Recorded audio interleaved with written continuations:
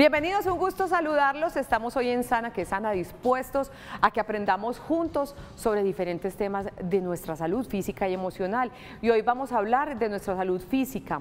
Nos acompaña el doctor José Fernando Zapata Berruecos. Él es neurólogo y doctorado en Ciencias Médicas y Epilepsia.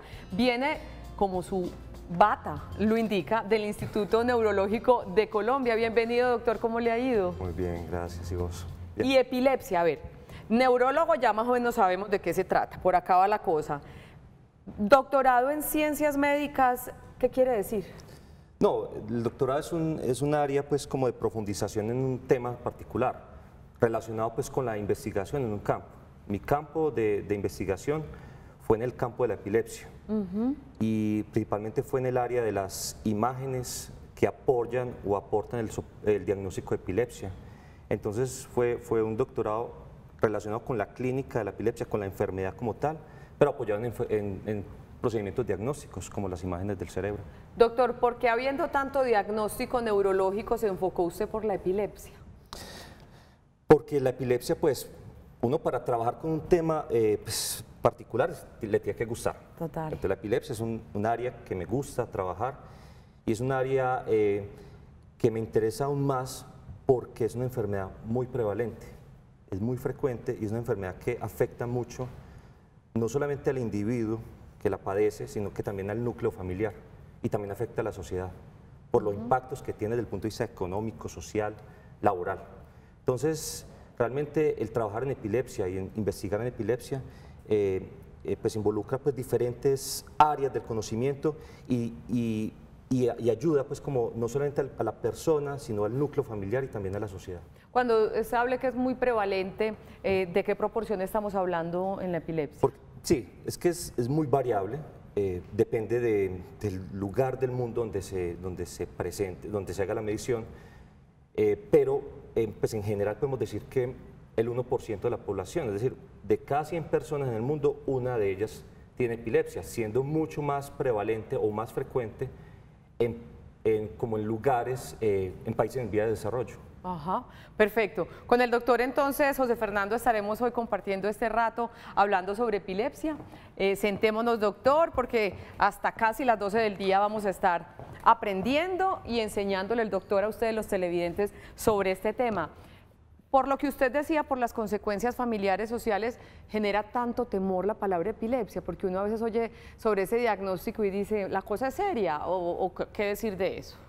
Sí, lo que pasa es que la epilepsia tiene un problema y es que genera una estigmatización. Genera un problema de estigmatización por cómo se manifiestan los síntomas, por cómo el paciente presenta las manifestaciones. Y eso genera, claro está, que la gente que observa al ser humano que tiene la convulsión o la crisis, pues genera un tipo de rechazo. Y ese rechazo está no solamente en el área social, personal, sino que también es en el área laboral o académica. Hay una estigmatización, realmente. Y esa estigmatización se ve mucho en estos países, en nuestros países en vía de desarrollo, pues porque es algo también cultural, ¿cierto? Por supuesto. Entonces ese es un gran problema que tiene la epilepsia. Perfecto. 305-316-6560 es nuestra línea de WhatsApp. Tema de hoy, epilepsia. Si tienen inquietudes, ¿usted conoce a alguna persona que tenga epilepsia? ¿Cómo sabe? ¿Qué conoce usted del manejo que le dan a ese paciente con epilepsia? Bienvenidas sus preguntas y sus aportes para que el doctor José Fernando Zapata Berruecos, neurólogo del Instituto Neurológico de Colombia, las resuelva. Y mientras llegan sus preguntas, vamos con la siguiente. Veamos aquí, doctor, una pregunta para usted. Buenos días, mi nombre es Olga Luz Restrepo. Pregunto, ¿por qué se produce la epilepsia? Entonces uno sabe que es algo en el cerebro. ¿Qué es lo que pasa allí internamente? Podemos poner la imagen, porfa.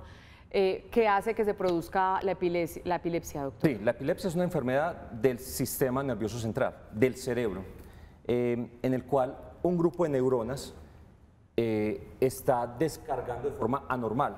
A ver. Bueno, entonces veamos de pronto acá en la imagen. Sí. Es una imagen pues que nos puede pues, mostrar, como ejemplificar un poco lo que queremos decir. Tenemos en esta imagen, en esta imagen del medio, un cerebro, pues el esquema de un cerebro Y hay un área del cerebro, un lugar del cerebro donde las neuronas se descargan de forma excesiva y anormal. Las neuronas se descargan. Sí, genera una actividad eléctrica de forma excesiva y anormal, y esa actividad eléctrica de forma excesiva y anormal puede ser en un solo lado del cerebro, un solo hemisferio del cerebro, o puede ser en los dos hemisferios. Entonces, cuando es en un solo ladito, pues tiene una denominación que es una crisis focal o una crisis epiléptica focal, o cuando es en ambos lados del cerebro, o sea, que involucra como prácticamente todo el cerebro, se puede decir que es una crisis generalizada. El hecho de que se manifieste en un área del cerebro esas neuronas de forma anormal va a generar una serie de síntomas. Esos síntomas dependen del lugar donde se origine. Si se origina en un lóbulo, el lóbulo temporal encargado de la memoria, del lenguaje, va a afectar, por ejemplo, los recuerdos o la forma de hablar de la persona. Si se genera en la región posterior, donde está como la parte sensitiva de la visión, de pronto la persona va a tener un problema más visual, va a tener imágenes pues que en un momento dado, si se origina en el lóbulo frontal, va a generar problemas del movimiento, motores o brincos, o problemas también de la parte como de procesamiento de la información. O sea, depende del tipo donde se origine la epilepsia, va a dar lugar a una gran cantidad de síntomas y de signos. Y si se origina de forma bilateral, o sea, de forma generalizada, pues va a dar lo que nosotros comúnmente vemos como una convulsión, que es movimientos incontrolados de las cuatro extremidades, la persona pierde el conocimiento, o sea, es una manifestación como grande de la epilepsia, pero no todas las crisis epilépticas son debidas o se manifiestan de esa manera. Perfecto. Eso es lo más llamativo. Perfecto, doctor. Doctor, mi siguiente pregunta es, ¿y qué pasa con esas neuronas que tienen una descarga anormal? Pero antes de preguntársela voy a otra. ¿Cómo es que funcionan las neuronas para hablar de esa actividad eléctrica y todo ese asunto? ¿Cuándo las neuronas funcionan normalmente y cuándo anormalmente, como en el caso de la epilepsia? No, es que las neuronas funcionan siempre, mientras estamos despiertos o estamos dormidos, las neuronas funcionan. No hay ningún área del cerebro en el cual las neuronas estén quietecitas, o sea, siempre hay un funcionamiento de las neuronas, pero el problema de la epilepsia sucede cuando esas neuronas, por alguna causa, hay muchas causas que generan esa anormalidad, en grupo descargan al mismo tiempo. Todas las neuronas pueden descargar, pero cuando las neuronas descargan al mismo tiempo en un grupo, en un área del cerebro, esa descarga al mismo tiempo y sincrónica es la que genera los síntomas. ¿Y por qué suceden esas descargas? Bueno, las descargas anormales suceden porque hay algo que está pasando alrededor de las neuronas que genera que descarguen de forma anormal. ¿Qué causas pueden darse? De pronto que hay una lesión pues, en esa área del cerebro. ¿Un accidente, por ejemplo, un golpe? Un golpe en la cabeza puede generar, no todos los golpes generan epilepsia o crisis. Algunos golpes con el tiempo pueden generar un área del cerebro donde las neuronas funcionan de forma anormal y que descarguen de forma anormal y da las manifestaciones de la epilepsia. Una infección del cerebro puede dar lugar también inmediatamente o en el tiempo a manifestaciones de la epilepsia, crisis epiléptica o a la epilepsia como tal. Problemas del metabolismo cerebral, o sea, como de la oxigenación también puede generar eso. Pues hay una gran variedad de causas que generan la epilepsia, ¿cierto? Muy bien, seguiremos hablando con el doctor José Fernando Zapata y vamos con esta pregunta. Buenos días, mi nombre es Julio César Martínez y tengo una pregunta. ¿La epilepsia puede ser hereditaria? Pues sí, la respuesta es que sí, la epilepsia tiene diferentes causas, nosotros lo llamamos etiologías. Una de las causas es una causa genética, que está relacionada pues como con la parte más profunda de las células, los genes, los que determinan pues como todo lo que somos, pero no solamente es en los genes, sino que también puede ser en las proteínas, la parte muy molecular. Entonces, y esa causa que es genética puede ser debida pues a una herencia, de pronto uno de los dos padres o familiares tiene de pronto algún gen que genera ese riesgo de epilepsia, de convulsiones, o de pronto puede ser de forma espontánea. Puede también suceder una pequeña mutación en una persona cuya familia, cuyos padres no tienen ningún tipo de epilepsia y puede darle la manifestación. Pero no es solamente la causa hereditaria. Hay otras causas de la epilepsia que ya son causas adquiridas. Pues hay otras causas relacionadas, pues. Pero no necesariamente un paciente diagnosticado con epilepsia va a tener hijos con ese mismo diagnóstico, no necesariamente. No necesariamente. O sea, es algo que se debe de desmitificar, ¿cierto? No necesariamente, o sea, hay algunos tipos de síndromes epilépticos que tienen una predisposición a tener epilepsia, pues a tener su descendencia epilepsia. Pero el hecho de que un padre o una madre tenga epilepsia, eso no lo contraindica de tener pues, hijos o descendencia. De todas maneras, en la antigüedad, pues no en la antigüedad, en el siglo XX, a mediados del siglo XX, incluso existían normas en Estados Unidos o en Reino Unido, en las cuales se prohibía que los pacientes con epilepsia se tuvieran prohibía hijos. que algunos pacientes con epilepsia pudieran casarse. Eso ya fue derogado.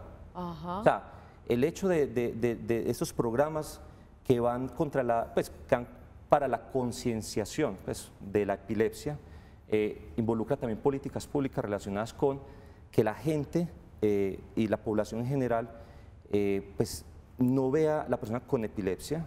Entonces, importante ahí es que no llamamos una persona epiléptica, sino una persona con epilepsia, porque tiene el padecimiento. Involucra que esas personas pueden estar involucradas en la sociedad y no hay que estigmatizarlos. O sea, de ahí radica pues, como todo ese proceso que ha venido dando a través de las políticas públicas regionales y mundiales. Importante. Doc, ¿hay alguna edad en la que se sea más propenso a la epilepsia o no? Sí, realmente la epilepsia puede presentarse desde que nació, desde el nacimiento hasta los 90 años. Usted me decía que incluso a través del parto podría suceder. Sí, o sea, hay unas causas de la epilepsia, una de ellas pueden ser derivadas del parto, del proceso pues como del nacimiento del niño, por falta de oxigenación, por algún tipo de alteración, algún tipo de hemorragia, o algún tipo de trauma pues durante el parto, pero también puede ser por otras causas que no sean por el parto, que ya sea hereditario o por problemas metabólicos, entre otros. Hay unos picos pues, en la infancia y otro pico pues como ya en la edad adulta joven. Hay unos picos de presentación de la epilepsia, pero en general la epilepsia afecta, afecta cualquier tipo de grupo poblacional, cualquier tipo, y no respeta ni altitudes, ni latitudes, ni zonas geográficas, ni edad, ni género, pues no afecta, o sea, sean cualquier tipo de estos grupos poblacionales, no respeta ningún tipo de Comprendo. subgrupo. Alrededor de la mayoría de diagnósticos siempre surgen muchos mitos y yo he notado alrededor de la epilepsia que la gente sabe que es un asunto de neuronas y hay un concepto, para mí errado, doctor, usted me corregirá, que se les queman las neuronas y que son personas con difícil proceso de aprendizaje. Los que yo conozco son brillantes, los pacientes con epilepsia. ¿Afecta en algo la capacidad cerebral el hecho de tener epilepsia? A ver, nosotros, los seres humanos, vamos continuamente perdiendo neuronas, ¿cierto? Desde que nacemos. Desde que nacemos. Pero también sabemos que las neuronas se pueden ir regenerando en diferentes partes del cerebro. Pues, en vida, pues. El problema de las convulsiones, que son una manifestación de la epilepsia, es que si una persona convulsiona muy frecuentemente, es decir, no se controla de la epilepsia, eso puede generar afectación o disfunción de algunas áreas del cerebro que están involucradas con el aprendizaje, con la memoria, con el lenguaje. Entonces, el hecho es que una persona, si no se controla adecuadamente la epilepsia, va a tener problemas de algunas áreas del cerebro, ¿cierto? Por eso es que es relevante que haya un buen control, un buen tratamiento. Y también algunos medicamentos pueden generar compromisos también en algunas funciones cerebrales. Algunos medicamentos que son contra las convulsiones, contra las crisis epilépticas, también pueden generar algún tipo de alteración, pues como en algunas esferas mentales. No son todos los medicamentos, pero algunos sí, como efecto secundario. Doctor, hay personas que tienen epilepsia y como no es evidente su convulsión, aún no saben que tienen epilepsia. ¿Eso es posible? Sí, eso es posible. La epilepsia es una enfermedad muy heterogénea. O sea, las manifestaciones de la epilepsia son muy variadas y esa variación se da porque pueden haber crisis que se originan en un área que no dan manifestaciones motoras del movimiento, sino que dan manifestaciones sensitivas. Una persona de pronto ve, siento como una lucecita por ahí y dura un minuto, eso puede ser epilepsia. O ve, mira, es que siento como un olor, pero no hay ningún mal olor, nadie lo siente. Olores. Un minuto, ¿cierto? Pueden ser olores. Porque le afectó la parte del olfato del cerebro. La parte relacionada con el olfato o con el gusto. O ve, es que mira, yo siempre, ocasionalmente como que siento como una especie como de calambres acá en esa manito y ya. Pero entonces eso puede ser también una manifestación de epilepsia. Y se puede confundir con otros diagnósticos. Claro, y consultan por esas manifestaciones y bueno, y se van haciendo pues como los diagnósticos relacionados y bueno, eventualmente se llega al diagnóstico. Y lo ideal es llegar al diagnóstico rápido justamente por eso que usted nos dice. Sí, lo ideal es llegar al diagnóstico de forma adecuada para poder dar un adecuado tratamiento, adecuado direccionamiento, buscar la causa de ello y evitar que de pronto esas neuronas que están como aceleraditas o descargando de forma normal se vuelvan más fuertes, digámoslo de forma como muy coloquial, y empiecen a invitar a otras neuronas también a portarse mal. A ser parte de esa rumba. Exactamente, entonces empieza como a generarse ya unas redes más grandes y de pronto más resistentes para el tratamiento. A eso iba. Entonces, por ejemplo, una persona que tenga esos síntomas que uno no lo relaciona en su ignorancia con la epilepsia, por ejemplo, lo del olfato, si no le presta atención a eso, se podría aumentar el problema porque otras neuronas se unen a ese desorden. Sí, pues... hay que pararlo rápido. Sí, en realidad pues sería eso. De todas maneras, no todos los síntomas que alguien presente, como yo lo digo, significa que sea con epilepsia. O sea, eso hay que tener muy claro, pues, ¿cierto? Lo importante es asesorarse adecuadamente del especialista o del médico para preguntar por los síntomas y tampoco pues pensar que cualquier manifestación que tengamos va a ser por una epilepsia. Eso está muy bien, doctor. Nos escribe Viviana. Viviana, un saludo para ti. Mi mamá tiene 85 años, sufrió de epilepsia por 20 años. Le quitaron el medicamento hace 3, se le bajó el sodio y tuvo 3 episodios. Y en este momento está medicada. ¿Puede curarse? Pregunta del millón. Dejémoslo ahí un momentico para que el doc... Bueno, realmente hay que ver más el contexto. Está muy bien lo que Viviana comenta. Hay que preguntarse por qué le dio, pues porque tiene la epilepsia. Realmente la epilepsia le dio porque tiene alguna lesión en el cerebro, ¿cierto? Y si una lesión, los medicamentos que toma le controlan de las convulsiones o de las crisis, pero si le quita el medicamento, ahí sigue estando la lesión y que puede predisponer a tener más crisis. Entonces, en ese caso, es importante aclarar cuál es la causa de la epilepsia. Eso es lo primero que uno debe tener en cuenta. Otra cosa importante es que dice que se le bajó el sodio. Con el medicamento, por lo que entiendo. Puede ser. Ah, no, le quitaron el medicamento hace 3 años. Y se le bajó el sodio, no sé si se le bajó el sodio en algún momento o se le bajó el sodio relacionado con las crisis, porque también hay algunas alteraciones de los iones de la sangre, por ejemplo, que se le baje el sodio y generan convulsiones, y eso no indica que sea epilepsia. Es decir, el 10% de los seres humanos en algún momento de nuestra vida vamos a tener una convulsión, podemos tenerlo, es un valor grande. No necesariamente por epilepsia. Pero no necesariamente el hecho de tener una convulsión significa que la persona va a tener epilepsia. Una persona puede tener en algún momento, se le bajó el sodio y por el bajo del sodio le da una convulsión, pero no es epilepsia. Una persona en algún momento pudo haber tenido un bajón de azúcar y con el bajón de azúcar, con la hipoglicemia, puede darle una convulsión.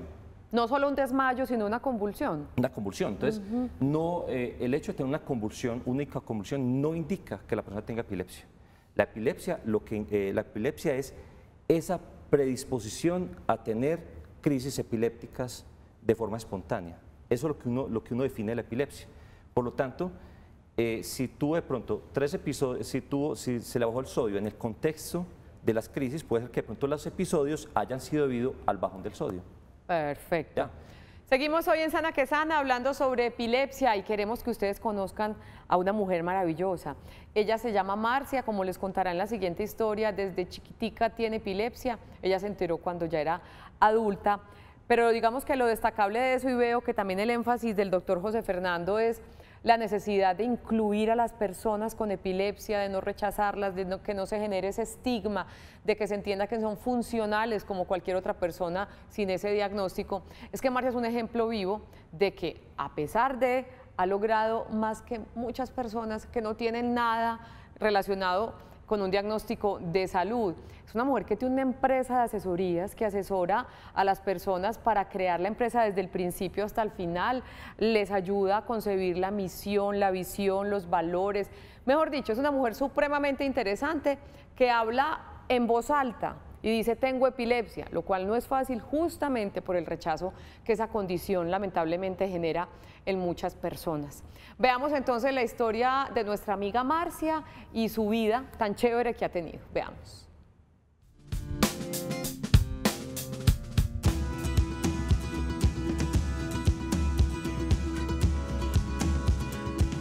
Yo me llamo Marcia Arcila, tengo 47 años y desde hace 46 años vivo con epilepsia. Mi epilepsia es la consecuencia de una meningitis que por supuesto se pensaba iba a ser algo más grande. Mis padres hicieron un ensayo, ese ensayo es maravilloso y ese ensayo es que no me dijeron que era epiléptica, sino hasta que yo fui grande. Por lo tanto, yo viví pensando que si me caía, que si se me olvidaba, que las medicinas eran para la memoria, que todo eso era una cosa normal. Eso fue una estrategia que no estoy diciendo que todos los padres lo deban hacer, no sé, es una decisión de mis papás en su momento. Ellos lo manejaron, nunca se desesperaron. Yo había días en que no dormía. Ellos no me decían, dormite. No, me compraban libros y yo leía. O me compraban cuadernos y yo escribía y listo. Y así fui creciendo. Cuando empecé a buscar trabajo, no todo el mundo sabía que yo era epiléptica o que me daban episodios. Además, yo no les llamaba episodios y yo sabía manejar el asunto, ¿cierto? Porque además no me quería enfrentar a ese, no, es que vea, no se puede. Porque en mi casa siempre me enseñaron que sí se podía. Yo hacía todo el proceso, mandaba la hoja de vida, presentaba las entrevistas, me ganaba mi trabajo entre 3 o 4 personas, vivía muy feliz y confiada a trabajar. Entonces, en muchas empresas me pasó que apenas se daban cuenta de la condición, no les gustaba, les daba miedo, les daba pena que con un cliente me diera de pronto con un cliente una convulsión o me diera pues una ausencia. Yo les digo a las personas a las que les quitaron la oportunidad de vivir de una manera normal, que les coartaron totalmente las oportunidades, porque verdaderamente el mismo riesgo que tiene un epiléptico lo tiene cualquier otra persona cuando da un paso y sale a la calle. Mi conclusión para todos es que no solo concentrarse en lo que no tenemos, sino en lo que podemos tener por esa misma condición, ¿cierto? En la rapidez, en la capacidad de percepción. De hecho, grandes escritores, personas muy grandes del mundo fueron epilépticos, porque la epilepsia es una condición de sensaciones impresionantes. O sea, uno es capaz de sentir cosas sobre el otro que la gente no es capaz de sentir.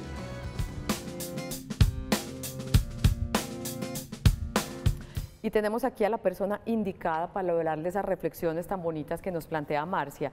Liliana Alvarán, neuropsicóloga, ¿cómo viste el testimonio de Marcia? Hola, ¿cómo estás? Gracias por invitarme al programa. Bueno, realmente es muy alentador y muy positivo escuchar a una persona quien ha sufrido una enfermedad que es estigmatizada, que además de eso impacta significativamente la calidad de vida y la autonomía, que es una de las dificultades mayores que tiene. Entonces, obviamente es una mujer que ha tenido las estrategias muy positivas para saber llevar una enfermedad que impacta significativamente. ¿Qué es una neuropsicóloga? Y hablando de impactar, ¿cómo la neuropsicología puede impactar positivamente a un paciente con epilepsia? Bueno, los neuropsicólogos hemos ganado un espacio muy importante en temas de enfermedades neurológicas, principalmente en la epilepsia, principalmente porque nosotros hacemos una valoración que nos permite identificar el compromiso cognitivo, precisamente que hablabas ahorita con el doctor. Los pacientes con epilepsia, dependiendo de muchos factores, de la edad, de la causa que está produciendo la epilepsia, la localización del foco epiléptico, va a presentar dificultades en su funcionamiento cognitivo. Entonces nosotros valoramos y estimamos cuál es ese compromiso y va a ser crucial inclusive para propósitos antes de que a este tipo de pacientes les realicen una intervención, una cirugía. Estimamos cuál es el área que está más comprometida y es una guía inclusive para los neurólogos para el tema de la intervención. Posterior a esto, además de los neurólogos, luego de que uno hace la evaluación neuropsicológica, identifica cuáles son los procesos cognitivos. Cuando hablo de procesos cognitivos hablo de memoria, atención, función ejecutiva. Entonces uno empieza un proceso de rehabilitación cognitiva involucrando a la familia y todo favoreciendo a la calidad de vida del paciente. Memoria, lenguaje. Decía Marcia como que agilidad en ciertas cosas. Velocidad en el procesamiento, la atención, velocidad en el procesamiento, la memoria y la función ejecutiva son las funciones que se encuentran más impactadas en este tipo de pacientes. Función ejecutiva es un término muy importante que hace parte a las funciones de los lóbulos prefrontales que nos permiten a nosotros generar estrategias de afrontamiento, buscar rutas de solución en la vida. Es decir, la función ejecutiva es nuestro director, es el director de orquesta de los seres humanos que nos permite planificar lo que hacemos con la vida. Entonces, desde la neuropsicología y después de detectar cuál es ese compromiso cognitivo, empiezan las terapias para ayudar en esas diferentes áreas o en esa área que se vio afectada. Claro que sí, cuando ya uno identifica que el paciente tiene una dificultad en una función específica, pues que generalmente no es específica porque el cerebro no funciona de manera aislada, entonces muy probablemente si yo voy a empezar a rehabilitar memoria, siempre empezaré por atención, que probablemente también sea una dimensión que esté afectada. Entonces, empezar a diseñar, supongamos, si yo tengo dificultades en memoria, entonces, ¿cómo diseñar estrategias compensatorias para ayudarle? Entonces, ¿cómo va a llevar una agenda? ¿Cómo va a involucrar a la familia para que su funcionamiento sea mejor? Pero quiero aclarar algo. Los neuropsicólogos, además de ser neuropsicólogos de base, pues en su mayoría somos psicólogos. Entonces, la ganancia secundaria es que yo al frente no tengo una persona solamente que tiene problemas de memoria, sino que probablemente hay un componente emocional, psicológico, desde depresión, ansiedad, que va a impactar su vida y que si está deprimido, por más que yo le trabaje la memoria, pues no va a funcionar porque nosotros somos sistémicos, funcionamos de una forma interrelacionada. Entonces, casualmente acabo de venir del consultorio, tenía una paciente con epilepsia, me pareció tan casual. ¿Te la hubieras traído por Me hubiera acá? traído y ella es encantadora y le hice la pregunta, dime qué ha sido lo más difícil para ti de tener epilepsia. Y me dijo 3 cosas. Primero, la sensación de no control, pues que a pesar de que yo tengo tratamiento, que tengo un buen proceso, llegan sin previo aviso. Segundo, lo que ha impactado significativamente mi autonomía, ¿cierto? El temor de mi familia, es cierto que unos son muy autónomos, pero el temor de la familia que algo suceda. Y tercero, los medicamentos.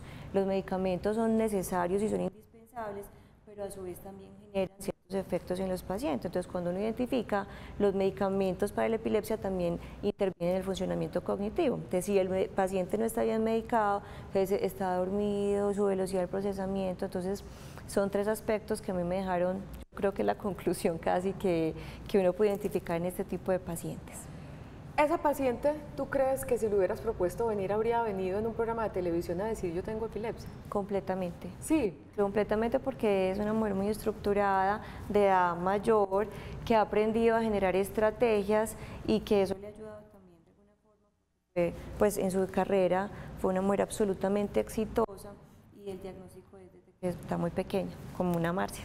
Yo se lo preguntaba porque muchos no, muchos le tienen temor a estar aquí frente a las cámaras diciendo eso. Sigue habiendo mucho estigma, hablando de lo emocional y de lo social con relación al paciente con epilepsia. Completamente, porque nosotros somos muy amarillistas y siempre que hablamos de epilepsia nos imaginamos el paciente convulsionando que genera tanto morbo, entonces las personas generalmente tienden a tenerle miedo a cómo va a reaccionar. Entonces hay temor por no ser aceptado, porque entonces va a pensar que yo aquí voy a empezar y no va a saber cómo manejar la situación. Pienso que también a nivel laboral, porque hemos hablado que es una enfermedad que dependiendo del foco o lo que esté afectado, puede tener que no funcione quizás de la manera más adecuada que requiera. Entonces el temor a que yo sí seré capaz de cumplir con ese cargo, o sea, yo sí seré capaz de... Y ahí viene un tema muy interesante, es que tanto y ya me voy a un tema muy laboral inclusive, que tanto las empresas están preparadas para adecuar los empleos para personas que tienen ¿Y es posible? Claro que sí, claro que sí. Sí, yo sé, de hecho, pues hablando no solamente, por ejemplo, de epilepsia, sino de pacientes que han sufrido una enfermedad neurológica, muchos trabajos lo que hacen es adecuar y buscarle inclusive un personal de apoyo que le pueda ayudar a la sociedad. Marcia, en otra oportunidad me contaba que ella era tan funcional y vivía como con tanta tranquilidad su vida, que había lugares, cafés en la ciudad en donde ya la conocían y ella se podía ir con su computadora a trabajar con tranquilidad y sabían cómo ayudarle. O sea, hay muchas estrategias y alternativas para poder seguir siendo funcional a nivel laboral, a nivel social, poder salir sin dejar de vivir la vida a pesar de esa condición. Has nombrado la palabra familia varias veces. Es supremamente importante el acompañamiento de la familia en completamente. Eso. Cualquier proceso, si uno no vincula a la familia, teniendo, como es todos los seres humanos, necesitamos algo que se llaman estrategias de afrontamiento. Y una estrategia de afrontamiento fundamental desde lo social es la familia, porque es quien nos apoya, es quien nos dice, usted no está solo, yo lo voy a acompañar, lo acompaña a la cita, lo ayuda a que no se le olvide el medicamento, que se lo tome a la hora que es. Entonces la familia es ese lugar donde todos sentimos que somos amados, y cuando uno se siente amado, respetado y apoyado, pues obviamente tiene más estrategias para sentirse mejor. Desde tu experiencia y con base en tus historias de tus pacientes, ¿se puede ser feliz, se puede tener calidad de vida a pesar de un diagnóstico con epilepsia? Claro que sí. Primero, yo pienso que lo más claro es poder tener un tratamiento adecuado, o sea, el paciente cuando tiene un tratamiento adecuado, está medicado como debe estar medicado, tiene un apoyo social, asiste a psicología, muchas veces asisten a psicología para asumirse, para entender que es una condición, pero no significa que sea una limitación para ser felices. Creo que es usar todo eso y usar todas las estrategias para poderlo lograr. En nuestro post está cubierto el medicamento para los pacientes con epilepsia. Yo tengo entendido que sí, eso, pero también pienso que hay otras alternativas de documentos, trámites más difíciles, pero se puede lograr, claro que sí. Liliana Albarán, neuropsicóloga, muchas gracias por estar con nosotros este ratico. Gracias por invitarme. Y que siga acompañando en ese proceso tan importante no solamente a los pacientes, personas con epilepsia, sino a muchos otros que llegan a su consultorio. Claro que sí. Muy bien, nosotros vamos a nuestra primera pausa. Nuestro tema de hoy y de la mano del Instituto Neurológico de Colombia es la epilepsia. Sus inquietudes, muy bienvenidas, en el 305-316-6560. Ya regresamos. Esto es Sana que Sana.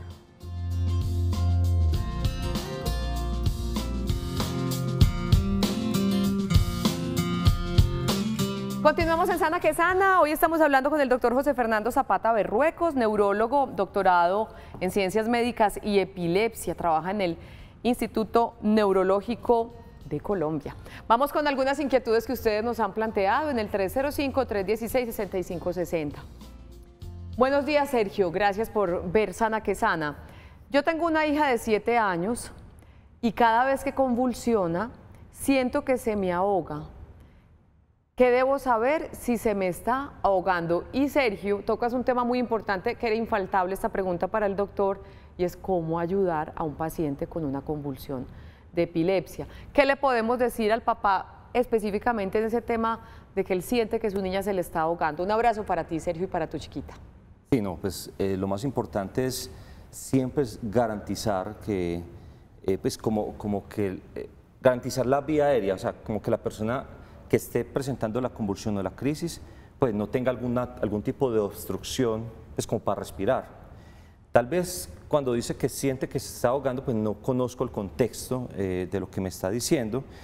Puede ser que de pronto tenga algún tipo de manifestación en la boquita y que no puede hablar y que de pronto lo interprete de esa manera. Lo más importante es comprender cómo son las crisis que está presentando pues, su ser querido, también saber más o menos cuánto es lo que dura, pues lo que está durando. Si dura más de lo anormal, hay que estar preocupado si se pone muy morado o morada, si usted le ve las respiraciones, si puede pues, respirar adecuadamente. O sea, siempre es importante evaluar qué es lo, dentro de comillas, lo normal, pues, que sabemos que no es normal, pero qué es lo que se espera de las crisis que presente su ser querido, pero también es garantizar que la persona cuando tenga una crisis convulsiva o pues una crisis epiléptica, dependiendo del caso, no tenga un riesgo mayor de complicaciones. No es meterle el dedo en la boca, porque hay muchas personas, todavía pues a nivel cultural, que le meten el dedo en la boca y han tenido lesiones, han tenido heridas, lesiones, porque algunas personas cuando convulsionan, es tanta la fuerza de la convulsión que contraen los dientes y si hay un dedito por ahí externo, prácticamente le puede dañar el dedo. Tampoco es que se van a tragar la lengua. Lo importante de las personas cuando tienen una convulsión es ponerla en una posición de seguridad. ¿Qué es una posición de seguridad? Es ponerlo de ladito, acostadito del ladito izquierdo, con algún soporte, del lado izquierdo, con soporte pues, de la cabecita para que no tenga un golpe, una almohadita o algo así, o sostener la cabecita, y también tratar de que las piernas no sean tan estiradas, sino como medio flexionadas. Esa es lo que llamamos posición de seguridad. Entonces, casi posición fetal. Es una posición de seguridad para evitar que, en algunos casos, la persona haya vomitado o haya pues, tenido un vómito y de pronto se le vaya el vómito a los pulmones, o sea, es como lo que llama broncoaspiración. Eso no solamente sucede para las personas con epilepsia, son personas que cuando están inconscientes siempre es importante, nosotros tenemos el deber como ciudadanos, como seres humanos, de tener ese tipo de consideración en personas y también garantizar nuestra propia salud y, ojo, no meterle el dedito ahí pues la boca porque puede dar riesgos. Y tampoco esos comentarios de que, bueno, le pongo el dedo, le estripo el dedo, pues, le jalo el dedo del corazón. Del corazón. ¿Qué pasa cuando alguien le jala el dedo del corazón? Pues resulta que las convulsiones duran en promedio 30 segundos, 50 segundos. Eso le iba a preguntar. Entonces, listo, la persona convulsionó y durante 30 segundos, 40 segundos está convulsionando. Va a parar la convulsión la mayoría de las veces al minuto, digámoslo de esa manera. Y justo en ese momento alguien dice, no, tocar el dedo del corazón. Y justo le tocan el dedo del corazón y paró. Entonces se hace la asociación tiene nada que ver entre ellos. No tiene nada que ver porque realmente la mayoría de las crisis convulsivas son lo que llamamos autolimitadas, es decir, inician súbitamente y finalizan súbitamente en un corto periodo de tiempo. Usualmente es en el minuto, pero dependiendo del tipo de epilepsia. Lo más peligroso es que esas convulsiones duren más allá de 5 minutos, que nosotros lo que consideramos es que está en una condición de estado epiléptico, eso requiere una atención por urgencias, ¿cierto? Entonces, hay que tener en cuenta, pues a la pregunta que hizo pues, el padre de familia, es que es importante vigilar que expanda bien el tórax, ponerle de pronto una posición de seguridad y no hacer ninguna otra maniobra diferente y pensar que va a durar pues, poco tiempo. El otro mito es ese que usted ya creo que lo nombró, que se tragan la lengua y se van a asfixiar y por eso es que le meten el dedo para sacarle la lengua. Sí. También es absolutamente innecesario y peligroso. No se debe hacer, punto. Absolutamente no se debe hacer por el riesgo que tiene también para la persona o ponerle un trapo que ahí sí le va a obstruir la vía aérea. Claro, porque se lo puede tragar, lo puede aspirar. Sí, y puede dar una obstrucción de la vía aérea. Entonces, esa parte sí es importante. La posición de seguridad y esperar pues a que pase, y si pasa, se demora más de lo previsto, llame al 123. Exactamente. Entonces, pues ahí vamos aprendiendo, mis queridos televidentes. Estamos en un sitio público, vemos una persona convulsionando. Lo que debemos hacer es acostarla de su lado izquierdo, intentar, pues me imagino por ejemplo que esté en el suelo, intentar ponerlo en esa posición. Sí, y que no se golpee. Que se traumatice, exactamente. Que no se golpee y esperar a que pase la convulsión. Si pasa más de 4 o 5 minutos. Sí, es que usualmente una persona que lleva 4 minutos convulsionando es un peligro. Entonces, es ideal, pues, de todas maneras, conocerlo, cómo son las crisis de la persona. Si son desconocidas, evidentemente llamar, pues, como a Doctor, para ese tipo de diagnósticos, muchos de los pacientes tienen su pulserita, ¿cierto? Se recomienda que ellos tengan como los teléfonos, los datos para llamar a la persona que les pueda ayudar. ¿Eso es recomendable? Sí, o sea, usualmente uno siempre trata de que se garantice algún tipo de independencia de una persona con epilepsia. La mayoría debería tener algún tipo de independencia, debería ser funcional, pues, en general, y algunas veces puede ser que de pronto, lamentablemente, tenga una crisis en un ambiente que no es propio y que nadie lo conoce. Ahí es muy importante también tener algún tipo de identificación, de comunicación. Yo he visto en algunos pacientes en el Instituto Neurológico, pues, en trabajo, pues que algunos tienen esa pulserita. No está malo. Incluso todos deberíamos tenerla. Claro. Porque lo que dijo Marcia es cierto. Nuestra identificación. Marcia dijo, todo el que sale de la casa también tiene riesgo, se puede caer, le puede pasar algo. En ese sentido, todos deberíamos tenerla. Tenemos este mensaje, doctor. Buenos días también para ti. Mi niña tiene epilepsia focal, tiene 7 años, está siendo tratada con oxcarbazepina. Si así está presentando convulsiones ocasionales, las cuales se manifiestan tosiendo y con sensación de náuseas. El padre nos manda la historia, difícil leerla. Adicional están, súbete un poquito. Adicional están en busca de un posible síndrome a nivel genético. Ahora sí finalicemos el mensaje. Con los hallazgos de esos estudios, la vida de la niña está en riesgo de alguna forma.